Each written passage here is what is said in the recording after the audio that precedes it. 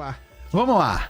Que é esse diabo desse experimento do gato de Schrödinger? Vamos lá. Primeiro, pessoal, tem que ficar claro. Trata-se de um paradoxo. É um paradoxo. Não é um elemento que compõe a teoria. É um paradoxo. E paradoxos são elementos que vêm para criticar a teoria. Então, Schrödinger propôs este experimento, que é um experimento mental. Ninguém fez nada com gatinho, tá? Para criticar a interpretação de Copenhague, ou seja, a interpretação probabilística da mecânica quântica. Então, vamos lá, que daqui sai muito suco. Vai lá. Então imagine o seguinte, imagine uma caixa extremamente tecnológica que uma vez que você fecha, você não consegue saber de nada do que está acontecendo lá dentro.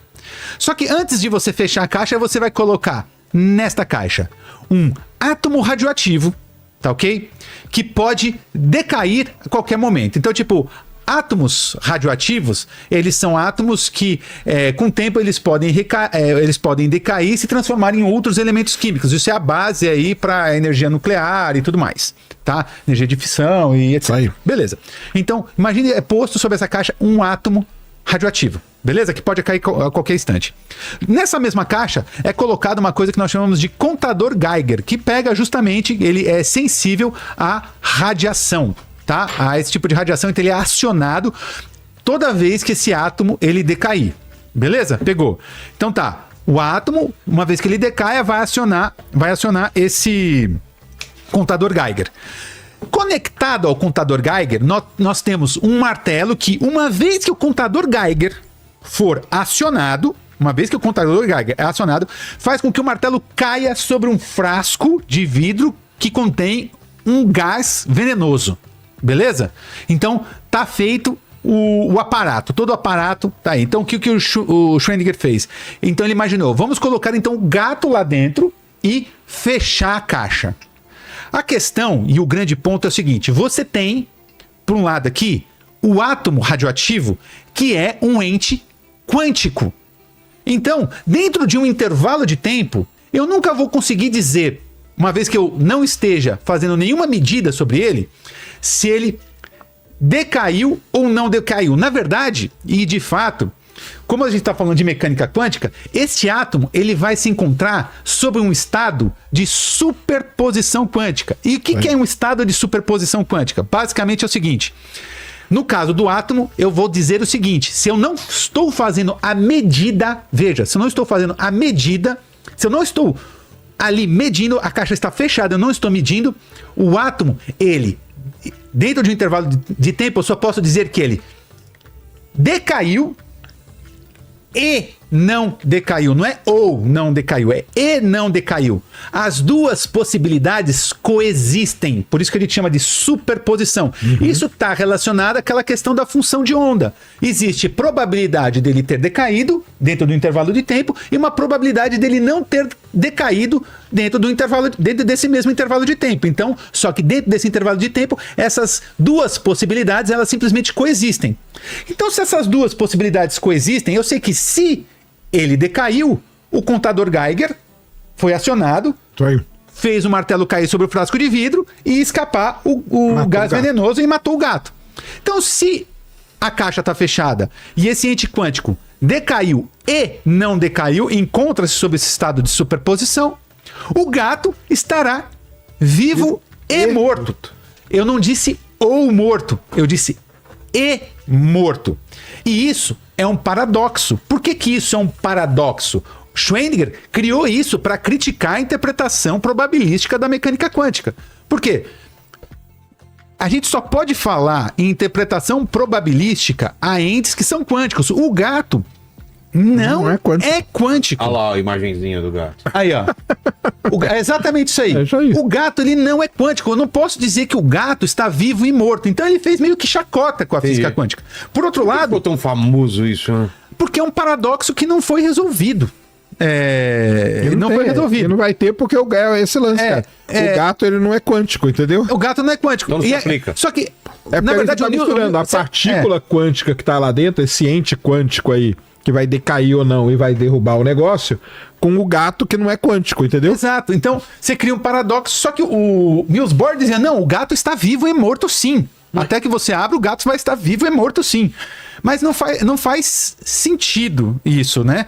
E então o Schrödinger trouxe isso para criticar essa interpretação probabilística à física quântica. E isso é uma coisa muito legal. Não sei se vocês chegaram a ver uma série. Vamos falar...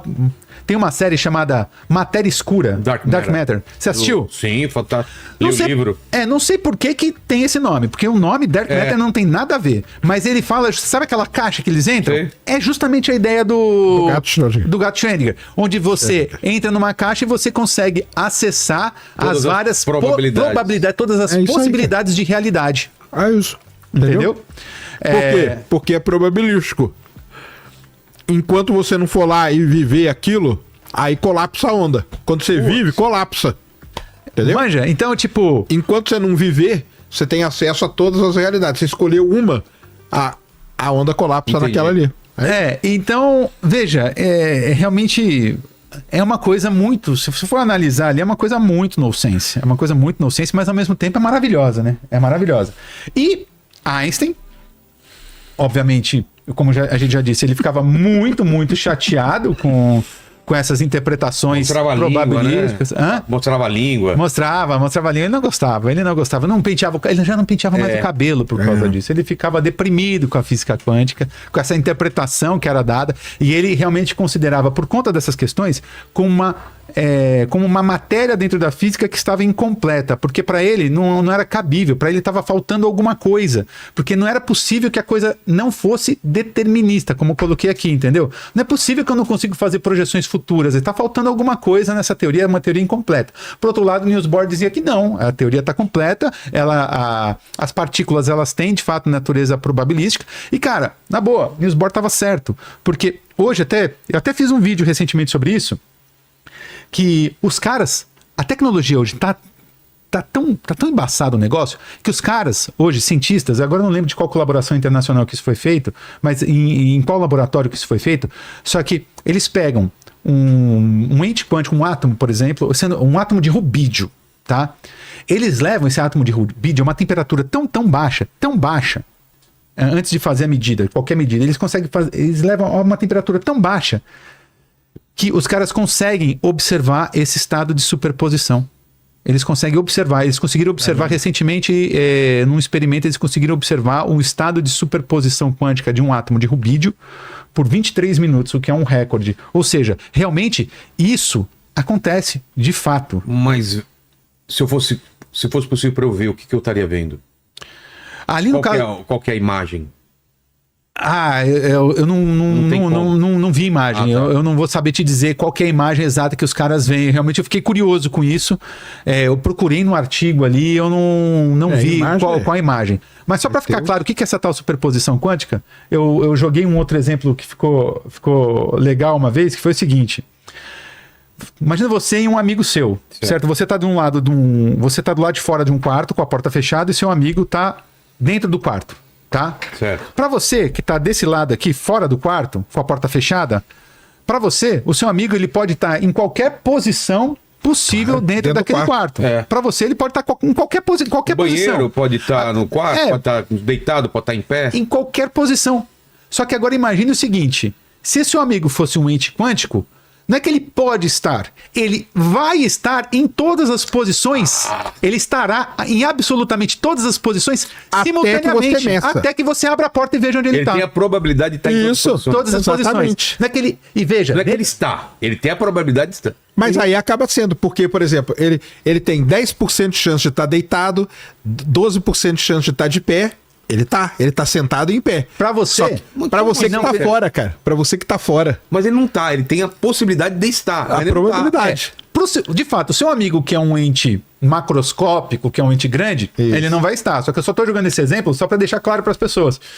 Se ele fosse um ente quântico, ele coexistiria em todas as posições possíveis dentro do quarto. Com diferentes probabilidades. Com diferentes probabilidades. Mas coexistiria. E aí você só vai saber exatamente onde ele tá na hora que você abrir a porta. Então você percebe... Aí o que vai acontecer com a sua onda? Vai colapsar para aquele ponto onde ele perfeito. tá. É aí isso. quando você abre a porta, você colapsa a onda para uma única probabilidade, que aí sim representa a realidade. É essa bugada aí que o Einstein não gostava. Não gostava. Cara, entendeu? É essa coisa que o Einstein não gostava. Ele falava, não existe isso, cara. Eu tenho que saber onde... Tem que ser capaz de prever, tem que né? ser capaz de prever. Tem que saber capaz, não tem. Aí, só lembrando aqui, ó. Galera, tarefa de casa pra quem não viu Oppenheimer. Veja Oppenheimer. O Oppenheimer tem umas cenas lá que são que passam meio desapercebidas. Por exemplo, o Einstein, no filme, ele aparece andando na beira de um lago com um cara. Aquele cara é muito importante na física quântica, é o Gödel, né? O Gödel. E os físicos têm um negócio que é muito interessante, que é o seguinte: o Einstein, ele caminhava naquele lago com o Gödel o tempo todo. Só que o Einstein era um cara que não gostava de física quântica. Mas como que ele andava com um cara da física quântica? E eles conversavam durante dias ali. O pessoal fala o seguinte, cara, os físicos falam assim... O maior sonho nosso é ter acesso ao que os dois conversavam. Imagina. Porque nunca foi publicado, nunca foi nada, e era um cara que era o cara da relatividade com um dos caras desses todos aí também importante dentro da física quântica. E todo mundo sabe que o Einstein não gostava, e eles andavam, eles caminhavam em volta daquele lago. Aquilo lá é real, aquilo lá tem foto dos dois caminhando e tudo mais. Então, o que tanto eles conversavam, cara? Estavam discutindo por que o Palmeiras não tem mundial. Porque é um cara que não concordava com a física quântica, com outro que era um dos papas da física quântica. O que eles tanto falavam ali? E uma bronca lembrando do filme também, uma das broncas do Einstein com o Oppenheimer é essa também. Porque o Oppenheimer era da galera da quântica. Quando o Oppenheimer vai lá, aí no final do filme e tal, fala assim, meu filho, foi você que foi, né? Então agora você se vira com isso aí, entendeu? Quando ele dá aquelas crises nele, o Oppenheimer acaba tendo umas crises, mas ele vai lá no Einstein e o Einstein meio que fala assim, foi você que foi atrás disso aí, então agora é com você. Porque ele tinha essa treta mesmo e era pesado. Aliás, o Einstein era treteiro pra caramba, né? Ele tretava com todo mundo. Agora, só fazer um adendo aqui. A constante fina lá, 1/137, que eu vi a galera falando, ela é conhecida como constante de Sommerfeld. Arnold Sommerfeld, um cara alemão que detectou, que determinou ela. Por que a galera fala tanto dessa constante aí e ela é um negócio que vai e tal? Porque ela representa ou ela faz com que você consiga entender a interação entre as partículas subatômicas. E olha que coisa interessante. Esse número mágico que sai dividindo 1/137, que dá 0,00729, tá um monte de número aqui, é o seguinte: se esse número fosse menor ou maior, as estrelas não queimariam carbono. Na hora que explodisse, não teria carbono. E carbono é a origem do quê? Da vida. Então, por isso que eles ligam o 1/137 a um número puro, ao número mais importante do universo. Não era o 42? Né? Qual é a resposta para tudo? A resposta para tudo é 1/137. Agora, porque é ele. Se ele for, se fosse um pouquinho para cima, um pouquinho para baixo, não queimaria carbono. Sem carbono não tem vida. Então essa é a explicação básica da constante Sommerfeld. Você percebe a habilidade deste homem? O cara tá aqui, tá falando e tá lendo ao mesmo tempo, velho. Rapaz.